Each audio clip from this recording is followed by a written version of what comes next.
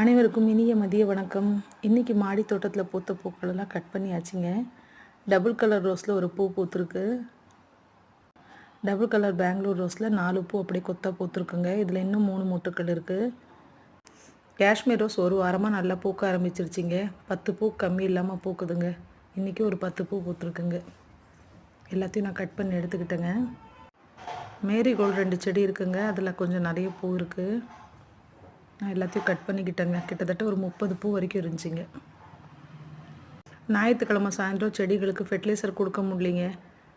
சேனக்கிழங்கு அறுவடை பண்ணிகிட்டு இருக்கும் போதே மழை தூறல் ஆரம்பிச்சிருச்சு. அறுவடை பண்ணி முடித்த கையோடவே மழை வேகமாக வந்துருச்சுங்க. அதனால் எந்த ஃபெர்டிலைசரும் கொடுக்க முடியல. இந்த சண்டே தாங்க கொடுக்கணும். எல்லோ கலர் ஹைப்ரிட் செம்பருத்தி பெருசில் 2 பூ பூத்துருக்குங்க. பிங்க் பெருசில் 2, சிறுசில் ஒரு 5 பூ இருந்துச்சுங்க. எல்லாத்தையும் கட் பண்ணி எடுத்துக்கிட்டேங்க.